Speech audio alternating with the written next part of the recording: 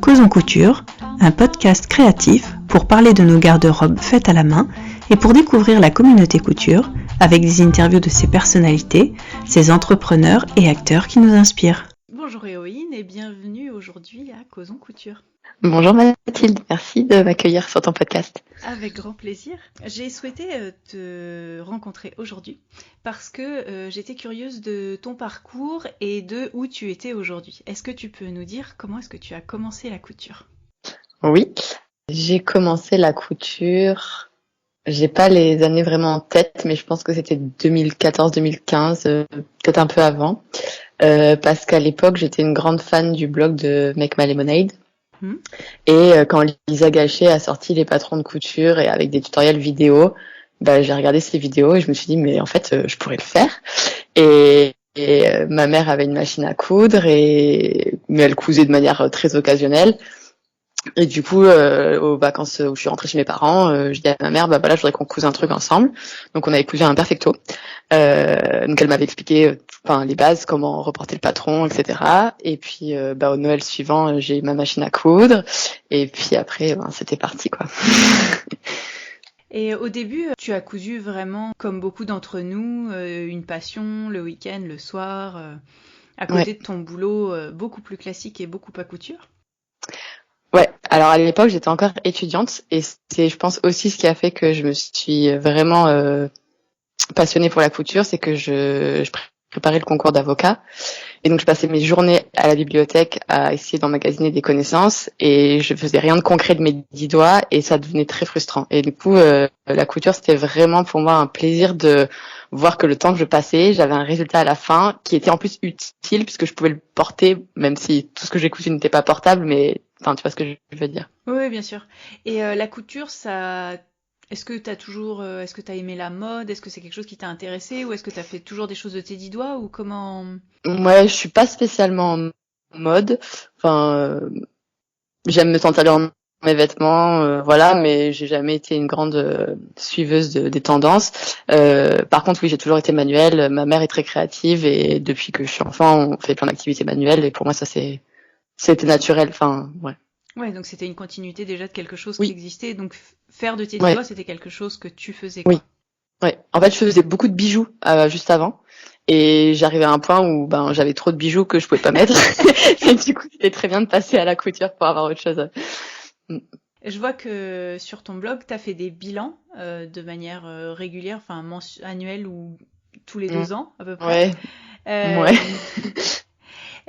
T'as beaucoup, tu parles de ce que t'as réussi, de ce que t'as pas réussi dans chaque cousette. Enfin, tu t'empêches pas de publier quelque chose qui a pas réussi, ou en tout cas, tu t'es pas empêché d'en parler. En quoi est-ce que ça t'a fait avancer ? Est-ce que t'as eu des retours sur ça, ou est-ce que c'était normal pour toi de faire ça ? Ça me paraissait normal. Déjà parce que j'ai aucune honte je suis pas dans la performance et je cherche pas à montrer que j'ai une vie parfaite. Donc, pour moi, ça me pose pas de souci. Et après, de manière plus consciente, c'est vrai que je sais que sur Instagram, on a tendance à montrer que ce qui est joli. Et du coup, pour moi, c'était avant tout me rendre compte que des choses qui avaient peut-être bien marché sur Instagram, en fait, je les portais pas vraiment. Et du coup, c'était pas vraiment une réussite pour moi. Voilà, c'était plus ça qui est intéressant, c'est pour moi, parce que j'ai aussi comme une volonté de pas... de porter vraiment les vêtements que je couds et voilà, pas accumuler des vêtements que je ne porte pas. Donc c'était plutôt dans cette optique-là que j'avais fait ces bilans. Et dans les fails que tu as eus, c'était surtout des fails... j'ai un peu regardé.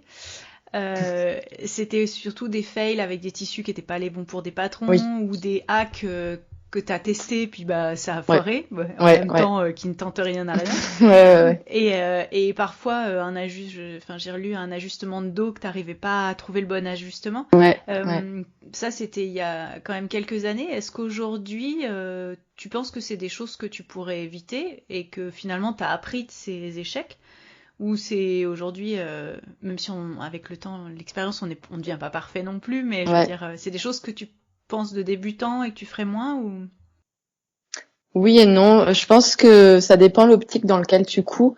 Je remarque que les projets que j'ai les plus réfléchis, sont ceux que je vais le plus porter, déjà parce que ça fait longtemps que j'y pense, que j'ai passé du temps à le faire et que du coup j'y suis attachée et j'ai envie de lui trouver une place dans ma garde-robe. Mais j'ai toujours encore ce truc de il me reste un petit bout de tissu, je vais bidouiller un truc, et puis ça me plaît de le faire, mais après en général les résultats c'est pas toujours portable, quoi.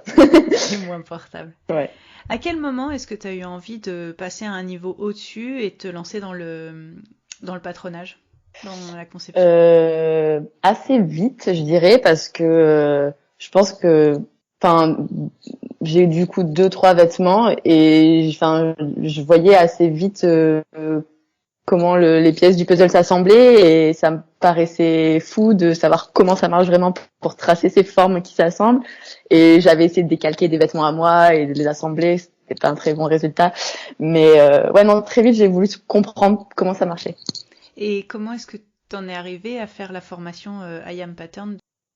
Parce qu'en fait, à ce moment-là, je travaillais, et je sais qu'à Paris, ils ont accès à des cours de la mairie de Paris qui leur donnent des cours du soir en patronage, et ça aurait été idéal, mais à Marseille, j'ai pas du tout ça. Et vu le boulot que je faisais, j'avais pas le temps à l'année de faire un truc consistant. Et du coup, le format 2 fois 10 jours, certes, ça m'obligeait à poser des jours, mais en même temps, je savais que une fois là-bas, je ferais que ça et que je serais dedans. Le truc qui m'a freiné au départ, c'était évidemment le prix, parce que c'est quand même assez coûteux. Et j'ai profité que ce soit mes 30 ans pour me faire un très bel auto cadeau. Et suite à ces jours, comment est-ce que ta pratique de la couture, elle a évolué? Disons que ça m'a donné plus de rigueur dans mes bidouillages que je faisais auparavant. Je me suis rendu compte qu'en fait mes bidouillages ils étaient bons, l'idée était bonne, mais juste ça m'a donné une sorte de méthode dans quel ordre procéder pour arriver à un résultat cohérent. Ça a éclairé plein de petites zones d'ombre, plein de petites zones d'ombre que j'avais encore, sur certains trucs. Donc ça, c'était vraiment chouette. Après, en fait, je suis tombée enceinte entre les 2 sessions, parce qu'il y a eu le Covid, et donc la deuxième session a été reportée de quelques mois, et du coup, j'ai un peu une frustration comme mon corps, je savais qu'il allait changer et que, ça servait à rien que je me mette à patronner sur mesure pour moi à ce moment-là. C'est vrai que c'est un peu tombé dans l'oubli, pas dans l'oubli, mais genre je suivais surtout des patrons du commerce et je patronnais très peu pour moi. Et là, je pense que maintenant que je me suis restabilisée, je vais pouvoir reprendre. Bon. Et comment t'as eu l'idée de faire une robe? Donc, tu commercialises aujourd'hui un patron de robe.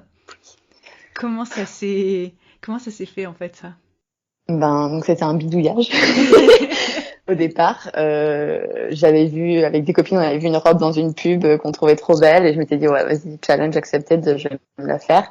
Et du coup, j'avais bidouillé un truc chez moi, et j'avais fait des photos que j'avais montrées, et en fait, j'avais eu plein de retours hyper positifs. Et comme c'était un bidouillage que j'avais fait, j'avais mis en ligne sur mon blog à l'époque juste le patronage, le mien pour ma taille, en disant aux gens c'est déjà une base, si vous savez adapter tant mieux, et sinon moi désolée, je suis pas patroneuse. C'était avant que je fasse la formation. Et du coup en fait j'avais tout le temps des messages, tous les étés j'avais des messages de nana, oui voilà, je fais pas exactement tes mensurations, est-ce que tu peux m'expliquer comment faire pour adapter, etc. Et donc à force de répondre aux gens, en fait je me suis dit il vaudrait mieux que je lance le patron dans toutes les tailles. Donc ça a pris des années, mais ça y est, c'est en ligne. Et donc c'est toi qui as fait la gradation, ou tu t'es fait Non, c'est moi qui ai tout fait. D'accord. Et tu t'as fait ça, c'est suite aux infos que tu as eues sur la formation de modélisme, ou bien tu as utilisé des bouquins ou des cours en ligne? En fait, j'ai utilisé le patronage en tant que tel, j'ai utilisé la formation que j'avais faite, et ensuite pour la gradation, la mise en page des patrons, la création du livret et tout le côté un peu technique et informatique, on va dire, j'avais suivi une formation d'une américaine qui s'adresse aux personnes qui veulent commercialiser des patrons de couture. Et du coup, en fait, elle explique, elle utilise Illustrator et InDesign pour faire son patron et ses livrets, et elle montre tout de A à Z comment faire, et du coup, j'ai suivi ça, en fait. Et alors, ça te donne envie de refaire tout ça? Oui, oui, mais c'est vrai que c'est beaucoup de boulot, et je sais que toutes les créatrices disent ça, et bon, moi je suis encore au stade de bébé créatrice, donc ça me prend vraiment beaucoup de temps, et j'ai des projets dans le coin de la tête, des trucs qui sont en cours de développement, mais en fait, il faudrait là, pour sortir la robe Stark, en l'occurrence, j'ai bossé à fond pendant 3 semaines, et là, j'ai plus ce genre de possibilités, donc de faire un peu par-ci par-là, c'est compliqué après de sortir un truc, mais j'aimerais bien, oui. Et aujourd'hui, tu vis ou t'essayes de vivre de la couture. Comment est-ce que t'as fait la bascule? J'aurais bien aimé pouvoir faire les choses de manière graduelle et commencer quelque chose sur le côté. Et une fois que ça marchait vraiment bien, pouvoir démissionner de mon travail, mon vrai travail, et suivre sur Mon voilà. vrai travail. Mais on va dire que ça faisait plusieurs années au moment où j'ai arrêté, ça faisait plusieurs années que j'étais pas heureuse dans mon travail, que ça se passait pas bien du tout et que je rêvais de vivre de la couture mais sans oser me lancer parce que ça me paraissait fou et instable et tout ça. Et puis il y a eu le Covid où en fait je me suis rendu compte que si en fait tout pouvait s'arrêter du jour au lendemain, enfin des choses qu'on n'imaginait même pas qui pouvaient se produire se sont produites et la réalisation que la vie est courte et que on passe quand même beaucoup de temps de notre vie à notre travail et s'il nous plaît pas c'est vraiment dommage. Et puis du coup oui aussi je suis tombée enceinte et je me suis dit je veux pas que mon enfant me voie être malheureuse quand je vais travailler, je veux pas être ce modèle là pour mon enfant. Donc ça m'a un peu décidée en me disant que au pire je retournerais bosser en tant que juriste ou en tant que cadre. Enfin, voilà. C'était pas comme si je perdais tout quoi. Ouais. Et quel a été ton projet? Parce que la couture, on connaît plein de gens qui vivent ou qui essayent d'en vivre, mais il y a plein de façons de vivre de la couture. Toi, quels étaient tes choix en fait? Quels sont tes choix?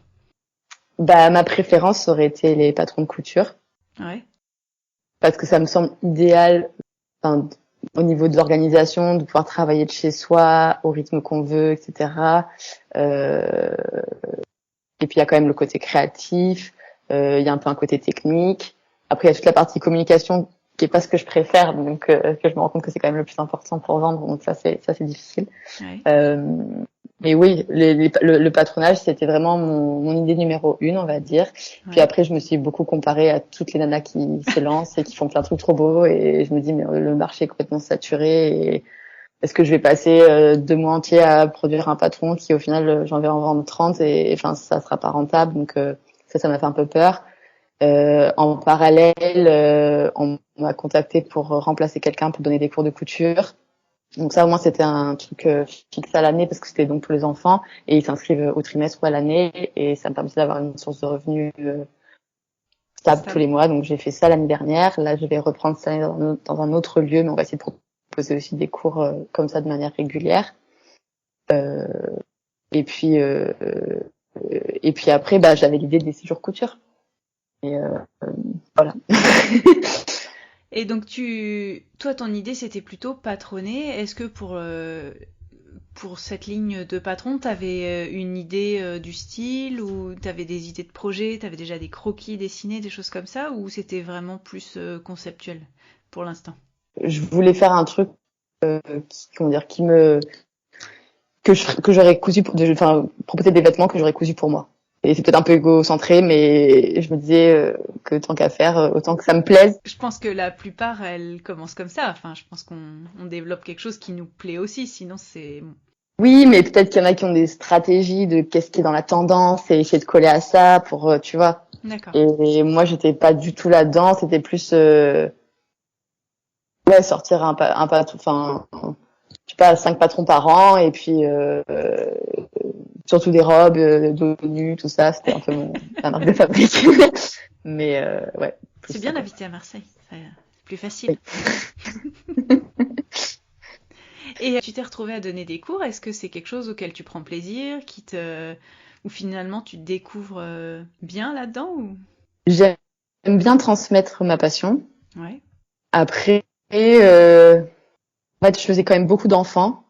Ouais. Et même si, enfin, tu vois, c'était super chouette déjà d'être au contact d'enfants parce que ça fait des années que j'avais plus de contact, j'avais pas d'enfants dans mon entourage, voilà. Donc ça, c'est quand même chouette d'être dans ce monde-là. J'avais aussi des ados, donc pareil, j'écoutais leurs discussions et tout. Ça, c'était vraiment cool. Mais après, moi, je considérais qu'elles n'étaient pas là pour, enfin, c'était pas l'école, que ça devait pas être la corvée, que ce qu'elles faisaient, ça devait leur plaire. Ouais. Et c'est vrai que je les poussais pas à faire des choses qu'elles ne voulaient pas faire, mais du coup, elles, dès que c'était pas un truc qui était fini en 2 heures, ça les intéressait pas. Tu vois, il y a un peu ce truc. Et je trouve que c'est difficile de trouver le juste milieu pour motiver des jeunes, des enfants, et en même temps, enfin, pas les dégoûter, et en même temps, les faire progresser, quoi. Oui, je donne aussi des fois je fais des petits stages pour les enfants. C'est pas toujours facile Ouais, de trouver la bonne énergie pour trouver ça. ouais. Et donc, tu as lancé aussi les séjours couture, c'est ça? Est-ce que tu peux nous dire un petit peu comment est-ce que tu as eu l'idée et comment c'est parti?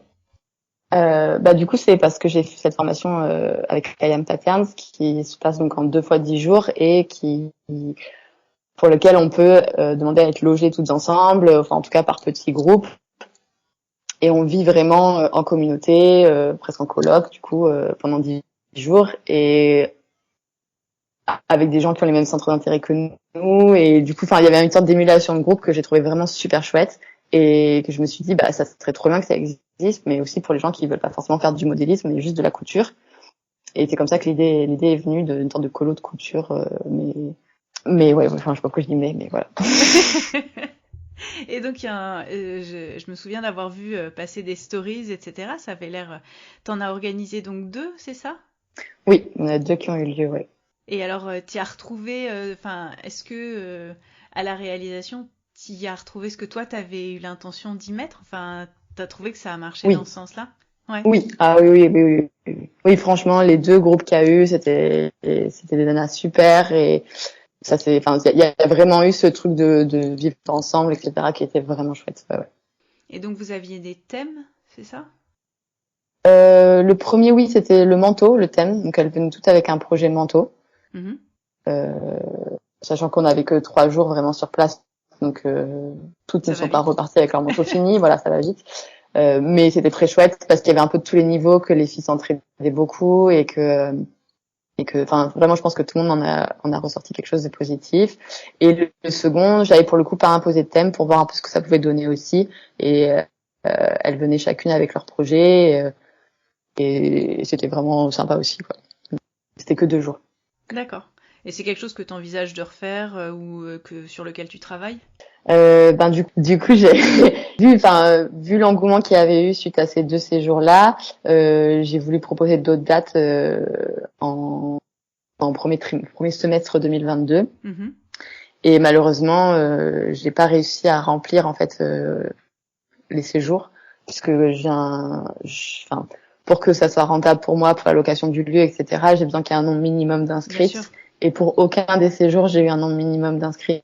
Donc j'ai dû annuler les séjours les uns après les autres. Et j'avoue que ça m'a un peu écœurée. Enfin, oui, un peu, je Oui, l'ai un peu vécu comme un échec. un peu de déception, ouais, bien sûr. Et, et pourtant, enfin, toutes les semaines, j'ai des gens qui s'inscrivent à la newsletter pour savoir quand est-ce qu'il y aura les prochains séjours couture. Et donc, je pense que l'idée est bonne, mais Peut-être à retravailler, quoi. à retravailler, en tout cas, ouais. Parce que pour moi, c'était beaucoup de, De de logistique aussi. boulot, de logistique, etc. Et le fait de pas avoir un lieu à moi pour lequel sur lequel je suis libre pour les dates, etc. Ça c'est vraiment problématique. Et trouver un lieu assez grand où il y a assez de chambres avec des lits individuels, parce que bon, on va faire dormir ensemble des gens qui se connaissent pas, C'est pas et forcément qui, ouais, évident. oui, et qui a une grande place dans une grande salle ou une grande salle à manger ces jours pour installer 8 machines à coudre. Enfin, c'est vraiment pas simple. T'as Euh, pas pensé à acheter un petit château? Non. ouais, mais non, j'ai pas trop le budget, je crois. Mais c'est ce que je réponds aux gens quand ils me disent quand est-ce qu'il y aura un prochain. Je dis ben pour l'instant il y a pas, mais si vous avez une maison à prêter, il y a pas de souci, on peut faire ça. Non, je pense aussi que le fait que je sois dans le sud de la France, ben en fait ça exclut quand même pas mal de demandes, parce que géographiquement parlant, c'est difficilement accessible pour 2-3 jours. Ça fait beaucoup de route pour les gens qui sont à l'ouest ou au nord. Et je pense que c'est aussi un facteur qui fait que même si les gens aiment l'idée, c'est compliqué à organiser après. Ouais. Il y a quelques semaines, t'as commencé à parler de ce que tu fais en plus des cours, etc. Tu disais que tu faisais un stage au niveau des costumes. Est-ce que tu peux nous parler de ça? Parce que je trouvais ça assez passionnant. Oui, bah oui, du coup, c'est ma nouvelle reconversion dans la reconversion. euh, non, ben en fait, j'ai toujours, non, c'est pas vrai, mais j'ai fait du théâtre quand j'étais au lycée, j'ai adoré ça. J'ai repris à la fin de mes études de droit pour me préparer pour les concours, etc. Il y avait des oraux, donc je m'étais dit que ça serait pas mal. Et en fait, là, ça va faire 10, je crois que 11 ans, on a dit hier soir. Ça fait 11 ans que je fais du théâtre à Aix, en amateur, hein, évidemment. Et vraiment, c'est vraiment super chouette. Et j'adore ce milieu, en fait, du théâtre, d'être dans les coulisses, de monter un spectacle, la troupe, ça, c'est vraiment chouette. Et la dernière fois, j'ai repensé au fait que quand j'étais au lycée et qu'il fallait choisir son orientation, je savais pas ce que je voulais faire. Et le truc qui m'attirait, c'était de travailler dans le monde du spectacle. Et j'avais mis costumière dans le top 3 des choix que je voulais faire, quoi. Et avocate ou pas? Non, avocate, j'avais dit que je serais jamais avocate. Bon, alors tout va bien. J'ai fait du droit parce que c'était général, que ça me fermait pas de porte, parce que vu que je savais pas trop ce que je voulais faire. Et j'avais dit qu'en commençant, je serais jamais avocate. Voilà. Comme quoi. Mais du coup, voilà. Et du coup, j'en ai parlé à mon prof de théâtre en lui disant, tu sais, c'est marrant parce que il sait que je fais de la couture et je lui dis, ça serait vraiment l'union de mes deux passions, théâtre et couture, de faire des costumes pour le théâtre, etc. Et il m'a dit, bah, je connais quelqu'un, hyper sympa, si tu veux, je te mets en contact et tout ça. Et du coup, j'ai rencontré cette personne et elle avait un projet sur lequel elle avait besoin d'aide. Donc, j'ai travaillé avec elle là, au mois de juillet pendant 3 semaines à Marseille, parce que du coup, elle est entre Marseille et Paris. Et puis ensuite, au mois d'août, les répétitions ont commencé pour la pièce et on était aussi sur place pour finir les essayages et finaliser les costumes. Et du coup, je suis montée 3 jours et tout ça, c'était en tant que stagiaire, hein, donc je suis transparente, non rémunérée. Mais voilà, pour moi, c'était vraiment une super opportunité. Ça faisait aussi 1 an que j'étais à m'occuper de ma fille à la maison, donc ça me faisait du bien de sortir et de faire autre chose la journée. Et du coup, la dernière fois où je suis montée, elle m'a dit, bah écoute, en fait, j'ai encore besoin d'aide pour finir. Il y a trop de boulot, donc si tu veux revenir, je te fais revenir. Et cette fois-ci, je te fais signer un contrat d'intermittente. Donc j'ai eu mon premier contrat d'1 semaine, mais c'était vraiment super chouette. Et donc, costumière, voilà. Tu as aussi le statut d'intermittent comme Oui. en fait les acteurs eux-mêmes. Oui, ouais. En fait, tous les professionnels, les régisseurs lumière, etc. aussi, c'est tout ce monde-là, c'est Toute pareil. la technique autour a également ce statut. Ouais, je savais pas non plus. Et là, en fait, c'est quelque chose où c'est un peu révélation pour toi ou les rêves versus la réalité? On va dire que ce que je pensais qu'allait me plaire m'a effectivement beaucoup plu. D'être dans les coulisses de la pièce, de pouvoir faire mes petites coutures à la main pendant que je regarde les comédiens répéter, c'est quand même génialissime. Après, c'est comme tous les boulots comme ça, il y a toujours un peu d'urgence, un peu de stress. Là, j'étais assez épargnée puisque c'est pas moi qui gérais le projet, mais je me mettais à la place de la costumière en chef et je me dis, je sais pas comment elle fait pour dormir la nuit parce qu'il y a encore 3 milliards de choses à faire et comment elle fait pour penser à tout ce qu'il faut faire. Enfin, bon, c'est vraiment après, cette pièce, je pense qu'elle était particulièrement dense en matière de costumes puisque il y avait 80 personnages différents à habiller et ils étaient 6 comédiens et ils avaient plein de changements rapides et donc c'était assez riche. Mais pour l'instant, c'est le côté un peu stressant qui me fait peur, mais parce que je suis un blocage des boulots stressants, mais en même temps, je pense que dans tous les boulots, il y a forcément une part de stress. Voir si le jeu en la chandelle. Bon. Et donc, quelles sont tes envies et tes projets à ce jour en termes de couture? Quelles sont les directions où tu as envie d'aller explorer que tu n'as pas exploré, ou celles où tu te dis, en fait, j'ai envie de revenir, ou j'ai envie de... Je sais pas, comment tu... Ouais, je sais pas trop non plus, mais en fait, j'ai envie de tout faire. C'est un peu le problème. Et voilà. Je me suis pas mise activement à rechercher des missions de costume pour l'instant. Parce que j'ai aussi un souci de garde. Si j'accepte des missions à plein temps, il faut que j'ai quelqu'un pour garder ma fille. Et pour l'instant, on se débrouille entre nous. Donc, il y a ça aussi à prendre en compte. Bien sûr. Mais j'aimerais bien refaire de manière ponctuelle du costume. Mais tu vois, genre, dans mon monde idéal, pas tout le temps.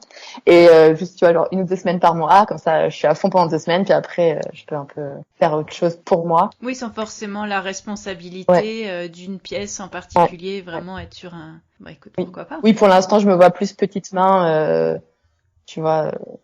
Enfin, on a à Aix-en-Provence, il y a le festival d'art lyrique qui est assez connu, enfin c'est un festival international. Et en fait, moi, je n'y connaissais rien du tout. Et j'ai appris qu'ils ont des ateliers parce qu'ils créent tous les costumes sur place pour tous les opéras. Et du coup, ça, j'aimerais bien faire ça là au mois de mai, être dans les ateliers, entouré de plein de gens et forcément apprendre encore plein de choses et sans avoir la responsabilité de concevoir des costumes. Ouais, ça, j'aimerais bien. Après, du coup, je vais commencer à donner des cours là dans une mercerie qui vient d'ouvrir à Marseille. Je fais un petit un petit shout-out pour la bonne mercerie qui a ouvert là, qui est tenue par Elsa, qui est une fille super sympa, et on va essayer de dynamiser le lieu et de faire des événements et des ateliers pour qu'on puisse un peu faire vivre la communauté couture marseillaise.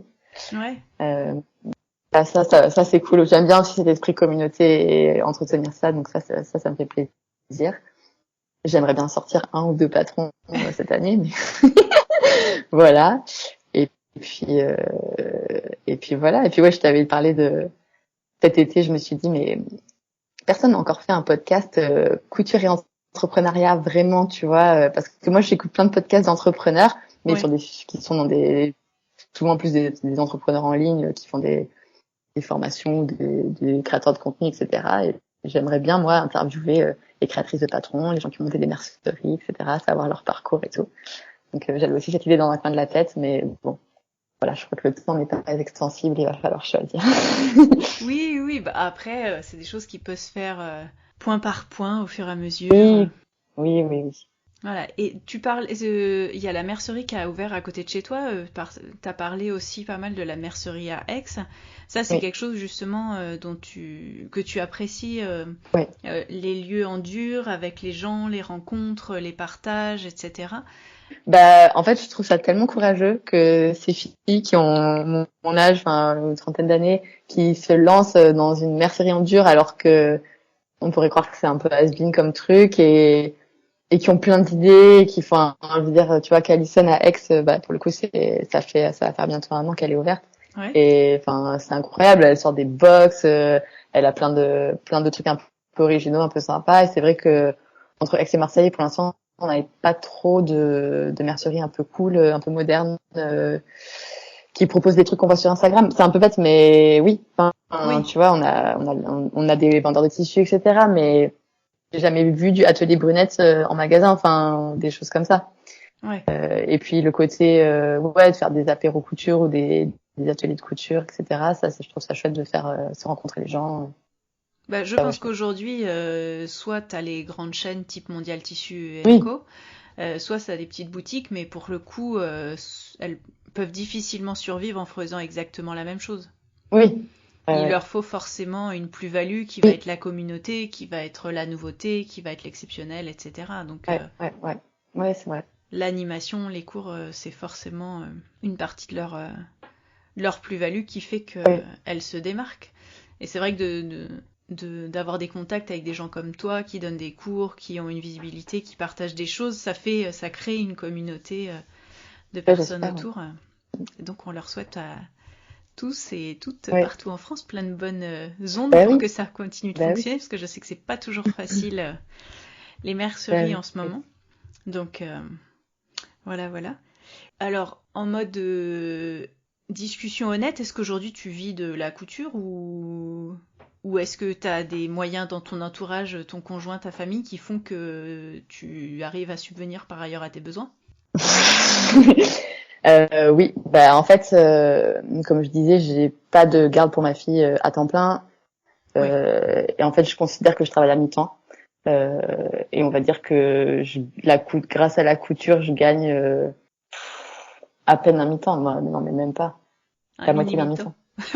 La moitié d'un mi-temps, je pense. Enfin, c'est ça dépend des périodes. Là, tu vois, la semaine de costume en intermittente, ça va me faire un super rapport d'argent. Tout est relatif, mais par rapport à ce que je gagne d'habitude, voilà. Mais c'est sûr que s'il n'y avait pas mon mari, je mangerais pas, quoi. Ouais. C'est sûr. Mais Ouais. enfin, voilà, on avait échangé un petit peu avant sur ça. Moi, je trouve que c'est important aujourd'hui, dans la communauté couture, d'être honnête sur Oui, où on en est. C'est-à-dire oui. que je te demande pas ta fiche de paye, la question n'est pas là, Non, non, mais de non, se non, dire, mais voilà, toi, tu as fait ce choix de quitter un boulot salarié qui paye correctement pour vivre entre guillemets de la couture, mais qu'aujourd'hui, sans un conjoint ou sans un support quel qu'il soit autour de toi, tu ne ouais. pourrais pas vivre en fait. Oui, oui, oui. Donc, Oui, à c'est ce sûr. jour, mais on te Oui, souhaite justement de développer plein de choses, sachant oui. qu'avec un petit à garder, on ne peut pas toujours tout développer, quoi. Oui, voilà. Nous, c'était plutôt un choix familial de dire, je suis là pour notre fille, donc forcément, je rapporte moins d'argent dans le foyer. Et en même temps, ça me permet d'avoir un peu plus de temps pour essayer de lancer quelque chose. Et Mm. pour moi, l'objectif, c'est qu'une fois qu'elle sera à l'école, que je puisse être quand je pourrai être à temps plein sur mes projets, que pour le coup, là, oui, je puisse dégager un revenu qui me permette, Plus substantiel, quoi. ouais, voilà, un minimum, quoi. Bah oui, et puis en même temps, t'auras tenté des trucs. Oui. Après, je suis lucide que je deviendrai pas milliardaire en faisant des cours de couture et en vendant des patrons. Enfin, je sais pas, peut-être qu'il y en a qui le font, mais mais voilà. Mais après, c'est aussi pour moi un choix de vie et de se dire qu'est-ce qui est important. Et oui, enfin, c'est une situation privilégiée de dire c'est pas l'argent qui est important parce que c'est faux. Bien sûr que l'argent est important, un minimum. Mais j'estime plus le temps que je passe de qualité avec ma fille que, enfin voilà. C'est pour l'instant, j'en suis là. Oui, Après là, j'avoue que ça fait 1 an et demi que je me dis bon, ça serait bien quand même que je puisse gagner un peu plus d'argent à moi. oui, mais tu as évoqué le fait que t'avais pas envie que ta fille te voie malheureuse. Est-ce qu'aujourd'hui tu Oui. t'éclates dans ce que tu fais? Ah bah ça oui, bien sûr. Bon ben, Bien sûr. non mais c'est pas important de le dire parce que ça pourrait être un Oui, parcours un petit peu où tu te casses la figure et tu te dis ben non en fait c'est trop compliqué, je m'y trouve pas, t'as eu une envie et puis en fait t'as essayé d'autres choses. Qu'est-ce qui te plaît énormément? C'est vrai que quand on parle je vis de la couture, il y a tellement de façons d'en vivre. Donc c'est oui. intéressant de voir toi les chemins que t'as imaginés, Ouais, les chemins que t'as finalement empruntés, puis les chemins que t'aimerais essayer d'emprunter en fait, tu vois. ouais. Et j'ai oublié de parler d'un truc, c'est aussi les partenariats sur Instagram. Ouais. Des fois, ça rémunère. D'accord, Des fois. bah oui, oui, je me souviens, t'en avais Mais parlé, ouais, et je trouve que il est important justement d'être clair en fait sur les transactions d'argent qui se passent à ce niveau-là sur Instagram. Donc toi, tu avais fait entre autres un partenariat dont tu avais ouais, parlé en disant que tu t'étais ouais, fait rémunérer et pas, je précise, ouais. juste offrir le tissu. Oui. C'est ça. Dans l'idéal, on est rémunéré pour le travail fourni. Après, enfin, pour en avoir discuté avec quelques filles qui font un peu la même chose, c'est pas forcément évident et je pense qu'il y a encore beaucoup de travail d'éducation à faire auprès des marques qui pensent que parce qu'on est passionné, on va faire ça gratuitement, mais en fait, il y en a plein qui arrêtent de bosser tellement ça prend du temps de faire tout ça et qui veulent se consacrer à 100%. Et enfin, construire une communauté, ça prend du temps et ça, c'est normal que ça soit rémunéré, je trouve. Ah, mais complètement. Mais tu vois, quand tu disais il faut éduquer les sociétés, moi je serais plus dure en disant il faut aussi éduquer notre communauté. C'est-à-dire que Oui, alors là c'est une réflexion enfin que j'avais partagée avec toi, je me souviens. C'est-à-dire que les marques, elles font du marketing. Enfin, je veux dire, oui, en général, les marques qui contactent les influenceuses, c'est plutôt des grosses boîtes. Enfin, il y a quand même ouais. derrière, ils ont quelqu'un dédié au marketing dedans. C'est pas des boîtes où il y a deux personnes, quoi. Je sais pas. Oui et non, parce que Mais il y en a quand même. Il y a quand même des grosses boîtes qui contactent et qui oui, ont des grosses machines derrière, en fait, oui, et qui, oui, je me souviens, certaines ont été affichées un temps plus ou moins clairement, comme quoi, ben, ils se permettaient de offrir un produit et ne rien payer en plus. ouais, Et pour côtoyer deux trois personnes qui justement font ça, je sais qu'il est aussi compliqué en tant que créatrice de contacter la marque et de leur dire bah ok je bosse avec vous mais c'est un partenariat, c'est-à-dire que oui vous m'offrez le produit mais moi en échange d'un contenu je veux être rémunérée à une certaine somme et je pense ouais, que il y a toute cette ambivalence de se dire bah comme toi tu dis bah voilà je consacre je suis aujourd'hui couturière de métier de manière multiple Et puis, il y a celle qui va fournir plein de contenu à côté de son travail rémunéré et qui ne se compte pas comme couturière, mais qui en fait un petit à côté. Et elle va peut-être pas se sentir légitime de dire moi j'ai envie d'être payée pour ça, donc elle va dire ravie, j'ai reçu du tissu en échange et ça me fait super plaisir et comme ça je peux m'éclater à continuer de créer du contenu. Et j'ai envie de lui dire à cette femme-là, j'ai envie de lui dire mais c'est génial, tant mieux, continue. Sauf que en même temps en faisant ça, elle fausse le jeu quoi. C'est-à-dire que en face, l'entreprise va se faire de la communication sur son dos, de la communication déguisée, au prix d'un produit gratuit. Et ça, c'est pas. Alors, on peut pas dire que c'est légal. C'est pas que c'est pas légal, mais je pense que justement, il y a aussi de la part de toutes les couturières qui font ça, même en amateur, même de manière. Souvent, c'est des filles qui passent énormément de temps et je les salue, mais vraiment bas parce qu'il y a un travail de contenu. Qu'elle réalise qui est aussi important et parfois plus important que certaines influenceuses ou certaines couturières qui n'ont pas forcément le temps parce qu'elles ont un boulot qui prend tellement de temps à côté d'un boulot salarié qui peut être parfois hyper carré et qui permet d'avoir des horaires plus cool. Et donc je pense qu'il y a aussi une éducation de notre communauté à dire on a le droit aussi de dire que ce qu'on fait, si on se fait de la com sur notre dos, c'est que c'est du travail. Oui, mais ça c'est vraiment dur parce que je pense qu'il y a quand même une majorité de filles qui sont un peu, de ce que je perçois comme toi et moi, qui manquent un peu de confiance en elles, qui font qui découvrent la couture, qui se trouvent une passion pour ça et qui à aucun moment se disent je mérite d'être rémunérée. Mais en fait si, et en plus plus t'as des petites communautés, plus ton influence elle est grande, donc c'est même pas une question de nombre d'abonnés ou quoi. Et c'est vrai que comme tu dis, les filles qui ont pas besoin de ça pour vivre, et ben forcément elles voient pas le mal, elles sont contentes juste d'avoir un tissu. Mais quand tu vois en plus maintenant qu'il faut faire des réels, des vidéos, des machins, enfin c'est un boulot de fou. Et enfin moi on m'a déjà contacté, il fallait que je couse 2 tenues dans 2 tissus imposés. Et quand j'ai demandé comment c'était rémunéré, on m'a dit mais c'est votre visibilité c'est ça la rémunération. Je dis, mais pardon, ça va me prendre 2 semaines de faire ça, quoi. Ils sont fous, ils se rendent pas compte vraiment, quoi. Donc, pour moi, je me dis que la limite, c'est de dire, t'as pas de contrainte. Si t'as pas de contrainte, si t'es pas obligé de poster, si t'as pas de contrainte de durée, genre poster avant telle date ou quoi, tu fais ce que tu veux, t'acceptes de pas être payé, ok. Mais à partir du moment où il y a la moindre contrainte, non, c'est du boulot, quoi. À partir du moment où il y a un engagement, l'engagement, il est double, en fait. C'est-à-dire que eux, ils vont te faire de la communication gratuite. Oui. S'ils veulent un poste, c'est du boulot. Ah carrément. Tu vois, si t'as le choix de poster, pas poster. Même si c'est un faux choix, parce qu'on est d'accord qu'en général, tu te sens un peu obligé.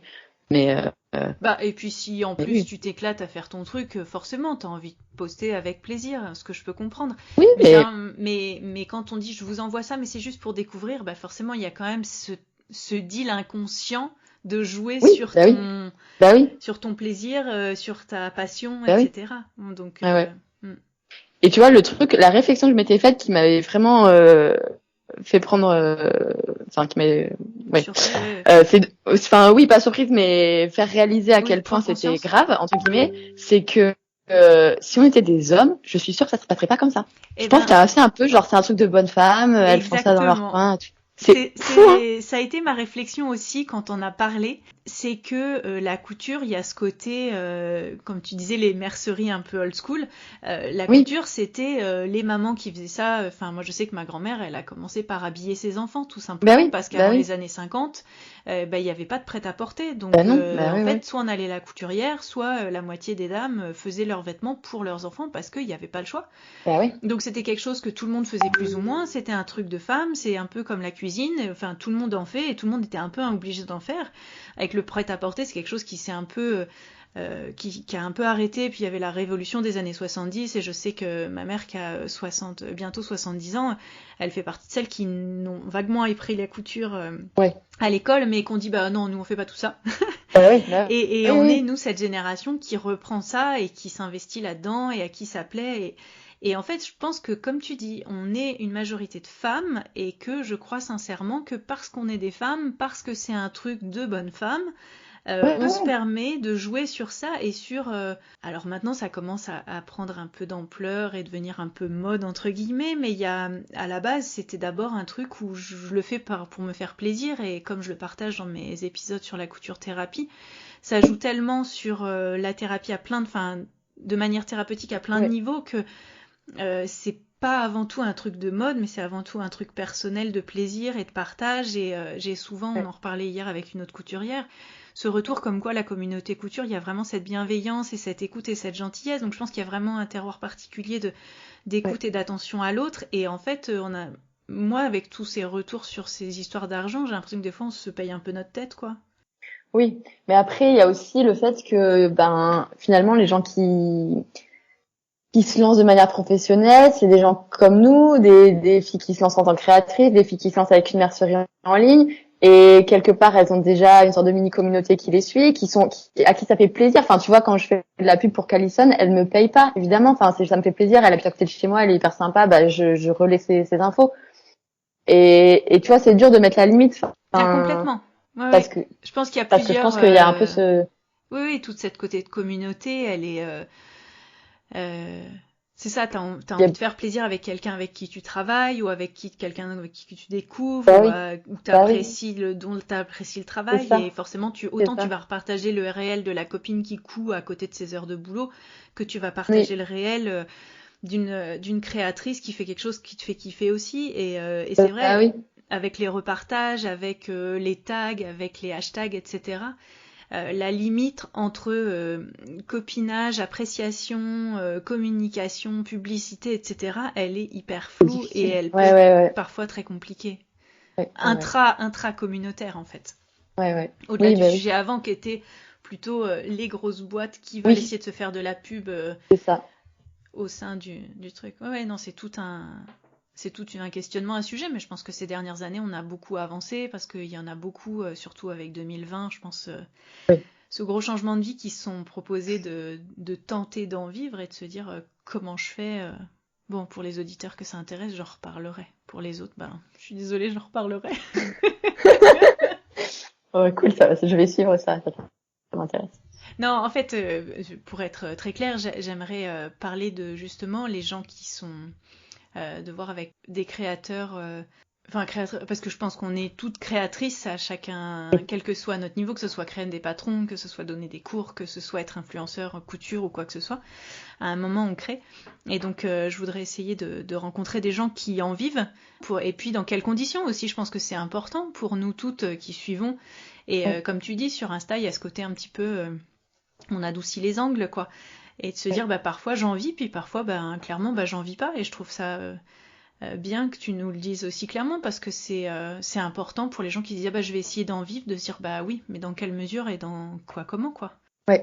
Mais tu sais que quand j'avais parlé justement du partenariat que j'avais fait, qui était rémunéré, j'ai eu des messages de personnes qui me disaient mais en fait je veux pas savoir combien tu gagnes, ça m'intéresse pas de savoir que t'es payé ou pas. Ils trouvaient ça un peu indécent de parler de ça, tu vois. Non mais je peux comprendre, c'est vrai, mais en même temps, Alors après, pour un côté légal, sur Instagram, on est censé déclarer quand c'est un ça, partenariat. Enfin, je tiens à le dire aux gens qui nous oui, écoutent aujourd'hui, oui, que vous ayez envie ou pas de le savoir, à partir du moment où on vous a, c'est dans le cas d'un contrat, enfin d'un partenariat, hein, oui, que on vous ait juste donné le tissu ou que on vous ait payé, l'un ou l'autre, c'est censé être noté. oui, oui. Mais Voilà. ça, je pense qu'il y en a beaucoup qui ne le font pas malheureusement. Qu'est-ce que je voulais dire, je sais plus. Oui, mais la personne te disait qu'elle avait pas envie de savoir et que toi, t'étais Oui, peut-être. Enfin, eh ben, tu vois, pour le coup, moi, je suis toujours un peu à contre-courant. Mais moi, j'aime bien savoir parce que non, je sais pas exactement expliquer pourquoi, comment. Je trouve que euh, on a toutes des situations différentes, on a toutes des goûts différents, et je trouve que ça, comment dire, je me souviens que dans un de tes articles, t'expliquais que tu avais trouvé une bonne partie de tes tissus au marché, qu'ils étaient pas chers, et de la même manière que nous, on a ici sur Angers un gars qui fait du déstockage avec des métrages pas chers sur des tissus de grande qualité. Euh, je trouve que, Enfin, je suis pas du tout pour dire voici ma dépense mensuelle budgétaire en couture, hein. La question n'est pas du tout là. Mais je trouve que la façon dont financièrement on est équipé pour coudre, de manière très générale, ça définit aussi plein de choses sur ce qu'on fait. Et moi, je me souviens en formation, donc dans ma session du mois de mai, là, il y avait une de mes élèves qui me disait, c'est vrai que moi j'ai des moyens, elle me dit, et que forcément, il y a des écueils que je rencontre après. Parce que comme j'ai des moyens, je peux me permettre d'acheter des trucs. Alors que d'autres, elles ont rencontré des écueils, mais des écueils qui font grandir, hein. Enfin, je veux dire des questionnements, en fait, plus que des écueils, et des questionnements qui viennent après, qui viennent avant pour d'autres qui n'ont pas les moyens. Et je suis pas en train de dire si on a de l'argent ou pas, ça change la façon dont on pratique la couture. C'est juste de dire que suivant les moyens qu'on a ou les moyens qu'on a envie de donner à la couture aussi, hein, peut-être qu'on a les moyens pour acheter d'autres trucs et qu'on en met moins à la couture. Je trouve que ça nous demande d'être plus ou moins créatifs et peut-être d'aller chercher des options et peut-être, je sais pas, peut-être que si notre budget de couture c'est acheter un patron par mois, et si on veut coudre 3 patrons dans le mois, il va falloir qu'on soit créatif et qu'on aille chercher d'autres choses. Et peut-être que quand on a un budget plus grand, il va être plus facile de se dire j'achète, et peut-être qu'il y en a une autre, ça va la pousser à dire tiens, j'aime bien le modélisme, par exemple, hein, c'est vraiment un exemple, mais je trouve que ça joue aussi sur la créativité. Ça veut pas dire que les gens qui ont de l'argent ne sont pas créatifs, ce n'est pas ça non plus, parce qu'il y a des gens qui vont justement l'utiliser pour faire des trucs un peu grandioses et complètement barrés géniaux. Mais voilà, je trouve que ça... Ouais, c'est très juste. Mais il y a des personnes qui font ça, qui à la fin de leur article enfin surtout sur les blogs, qui mettent combien a coûté le tissu, le patron. Si elles l'ont utilisé plusieurs fois, elles déduisent un peu le prix du patron. Et je trouve que effectivement ça aussi, ça ramène un peu plus de réalisme, surtout pour les gens qui ne cousent pas et qui suivent nos aventures, tu vois. Parce qu'ils ont l'impression que j'ai plein de fringues gratos. Non, c'est pas gratos. Voilà. Après, c'est vrai, moi aussi j'ai de la chance d'avoir le marché pas loin où c'est vraiment pas cher et je m'en réjouis. Mais bon, je pense que la notion du prix du tissu. Après, je pense qu'aussi il y a un peu un truc comme un effet de mode. Et qu'il y a beaucoup de filles qui avant avaient un certain budget qui était alloué à l'achat de leurs vêtements, qu'elles reportent sur la couture, du coup les prix des tissus augmentent, je trouve. On va pas se lancer là-dessus, mais clairement le tissu aujourd'hui, pour côtoyer des gens qui font du tissu, que ce soit le tissu, le bois, le papier et compagnie, d'où aussi le développement l'augmentation simplement du prix des patrons, du prix des fournitures, du prix du tissu. Non, ça c'est sûr, mais c'est vrai que je veux dire, j'entendais il y a pas très longtemps une créatrice qui expliquait que finalement, pendant 2020, pendant le confinement, la couture a pas été tant impactée par ça, par les confinements, etc. Les gens continuaient à coudre, tout allait bien, entre guillemets, c'était un moment un peu de pause, ça a permis à plein de se poser la question, de commencer, comme disait Florence dans mon dernier épisode hors série sur la couture thérapie, et que par contre là, il y avait une conséquence, c'est que comme à retardement, en ce moment, les gens ont moins d'argent pour acheter plein de choses essentielles et donc forcément aussi les choses non essentielles comme s'acheter du tissu pour coudre. Et que ça tape plutôt maintenant et qu'avec les augmentations de tissu, que ce soit les merceries, que ce soit les gens qui vendent de la laine, etc., ça devient difficile pour tout le monde en fait. Ouais. Mais même le marchand du marché, il m'a dit hier qu'il allait devoir augmenter ses prix en janvier parce que c'était plus possible. Ah oui, alors, si même le mec du marché augmente donc, avis aux Marseillaises avant le mois de janvier. Faut aller vider le temps. Non, mais ouais. Et puis, moi, je me souviens de certains réels qui passent un peu, quand ils sont très courts et un petit peu punchy, qui dit des choses où les gens disent, en fait, vous avez l'impression que je dépense moins en faisant de la couture, ou que je paye moins cher, mais en fait, non, pas du tout. On est toutes conscientes que... Au-delà du temps, hein, on parle juste en matière première. Et on parle pas du temps, effectivement. Et on parle même pas du temps qu'on va passer à faire ça. Donc, non, sauf exception, c'est quand même souvent au moins le même prix, mais le même prix que quoi? Le prêt-à-porter, voilà, oui. Et quel prêt-à-porter? Oui, quel... Ah ouais, non. Voilà, mais on peut aussi se poser la question des matières. Oui. Et d'où on va chercher nos tissus. Bon, on va pas refaire le monde là, comme ça. En tout cas, merci beaucoup Éowyn d'avoir partagé ton parcours et surtout les questions qui viennent quand on a envie de se lancer, de tout lâcher comme tu l'as fait pour se lancer dans la couture, et puis de se dire qu'il y a plein de façons de pratiquer la couture en fait. Oui. Plein de façons qu'on imagine, d'autres qu'on n'imagine pas, et puis l'idée c'est aussi d'essayer pour voir qu'est-ce qui nous fait plaisir, qu'est-ce qui nous plaît et qu'est-ce qui nous apporte de l'énergie et qui nous fait du bien, quoi. Tout à fait, tout à fait. Non, mais c'est vrai. Parce que tu vois ce que je trouvais, bon, je repars en arrière, Je mais t'en prie. sur l'orientation, je trouve que c'est vraiment difficile quand tu es en première terminale de dire qu'est-ce que tu vas faire plus tard, que tu n'as aucune idée de qu'est-ce que ça veut dire vraiment travailler dans une entreprise ou ailleurs. Et tu vois, j'ai fait 10 ans d'études pour un métier qui, au final, oui, j'avais fait des stages quand même, et enfin, il y avait certains trucs qui me plaisaient quand même dans le métier. Mais je trouve que c'est indispensable d'essayer vraiment un métier avant de se lancer. Et c'est aussi pour ça que j'avais fait ce stage chez la costumière avant de dire je veux être costumière. Ça me paraissait évident qu'il fallait que je vois comment ça se passe au quotidien, même si toutes les expériences sont différentes. Enfin voilà, ça dépend de plein de choses. Mais t'as quand même un peu une vision de métier que tu veux faire. Très bien. Eh ben merci beaucoup. Et puis écoute, on va suivre attentivement le développement des différents projets et puis on verra ce que tu nous proposes dans les mois à venir. Peut-être une robe, peut-être un séjour couture, peut-être qui sait. Allez. Merci beaucoup et puis à bientôt. Merci Mathilde. Merci, à bientôt. Ciao. Vous pouvez retrouver toutes les notes et références citées lors de cet épisode sur l'article qui lui est dédié sur le blog Atelier Sherwood. Retrouvez-moi aussi sur Instagram, Atelier Sherwood. C'était Causons Couture avec Mathilde et Éowyn. Merci beaucoup, à bientôt et bonne couture. Ce podcast a été réalisé bénévolement et si vous souhaitez soutenir mon travail, je vous invite chaleureusement à en partager les épisodes. Vous pouvez également noter le podcast sur les plateformes de diffusion et me soutenir grâce à l'achat d'un petit thé ou café virtuel pour mes heures de montage nocturne via la plateforme Ko-fi. Vous trouverez le lien dans l'article de cet épisode. Un grand merci à vous. Bonne couture!